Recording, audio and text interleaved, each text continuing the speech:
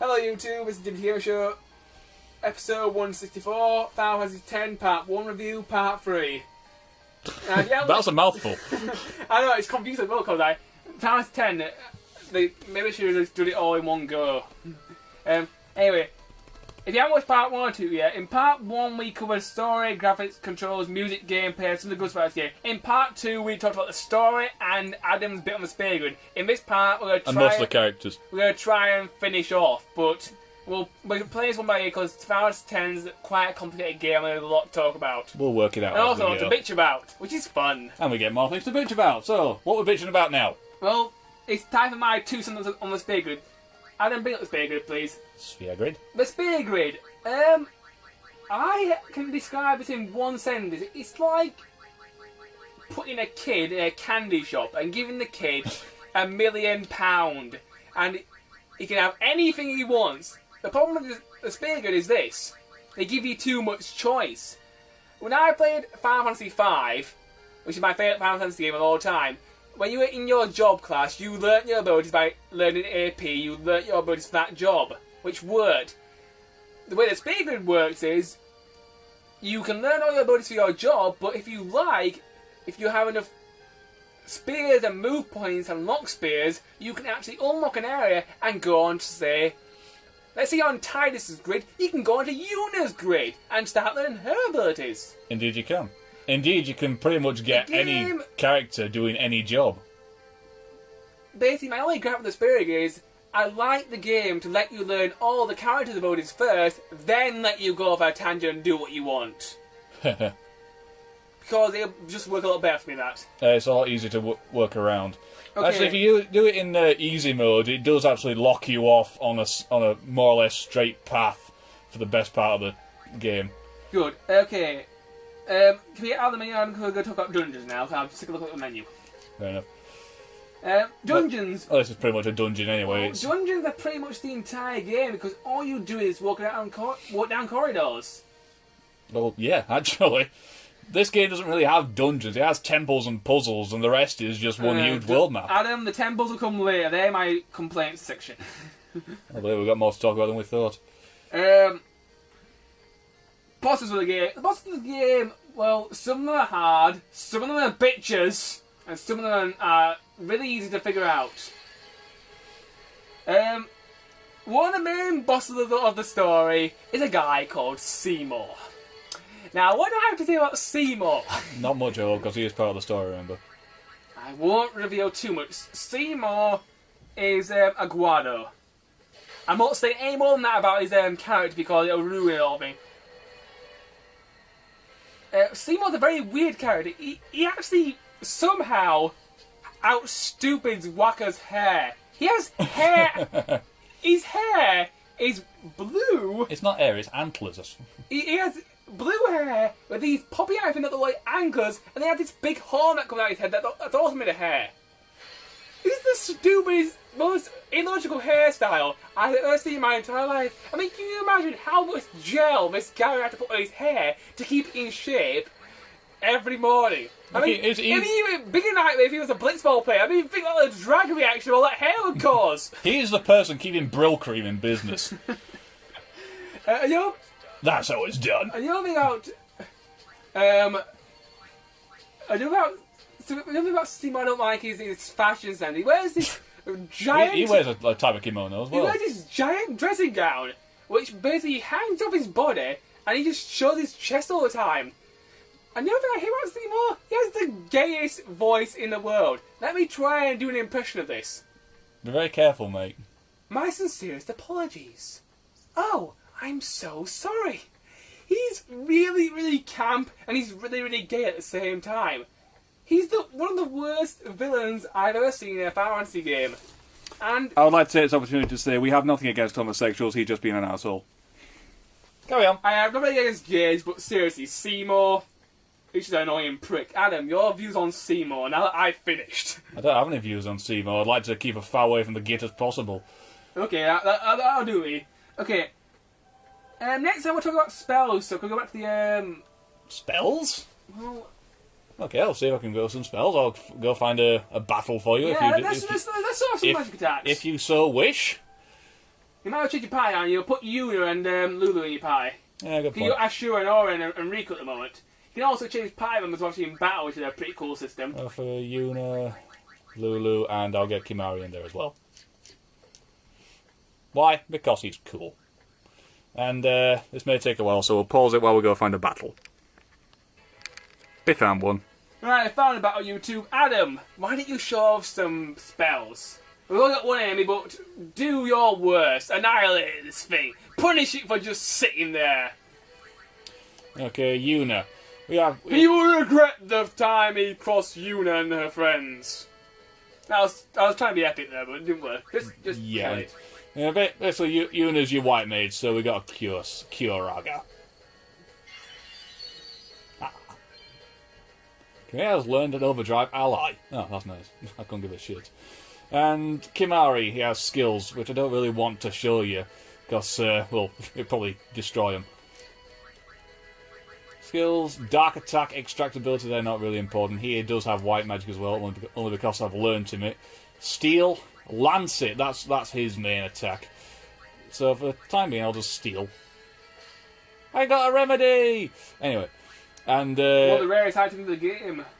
Well, that's because you don't steal anything. And Lulu... Ultima! Your black magic. Basically, you got your basic fire, thunder, water, blizzard, fire, thundara, Watera, Blizzara, Firaga, Thundaga, Waterga. You notice a pattern here. Blizzaga, Demi, Death, and Ultima. She can also learn gravity, which is bad for you because the dress could fall down. Basically, gravity is just Demi. Well, I think, if memory serves, this is one of the only spells that actually hits all the enemies. Overkill. 9,000! 11,800 and odd. I didn't really read it. But that's your magic. That's your basic magic skills that are in pretty much every Final Fantasy game. Alright. Abilities. Abilities, that just basically comes under things like Steal, Mug, Lancet, Flee. All the characters have unique abilities, but you can teach any ability to any character if you manage to get around the spear good enough.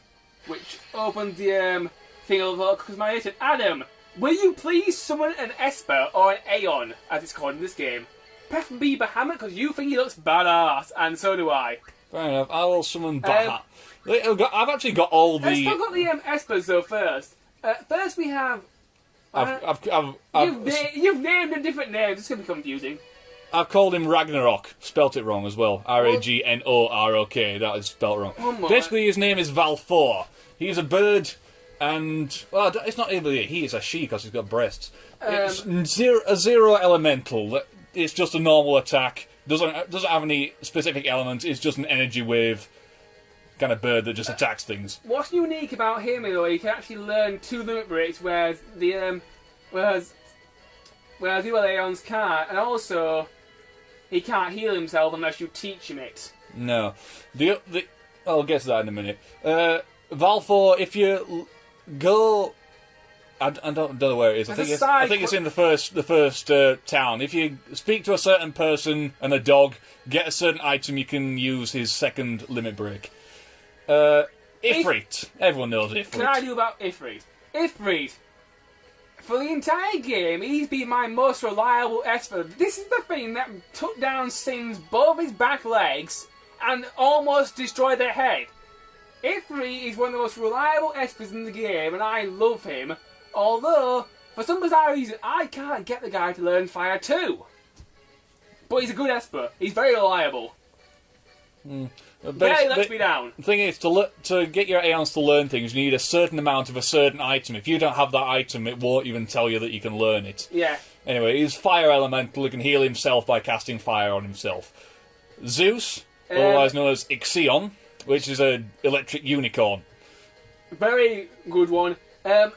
Big tip for you guys. On the very first fight with Seymour, if you summon Ixion, when he summons Anima, you can make Anima your bitch because Ixion is so fast, and the attacks that Ixion does to Anima basically decimate the poor thing, and basically make Anima pretty much useless on the first fight with Seymour.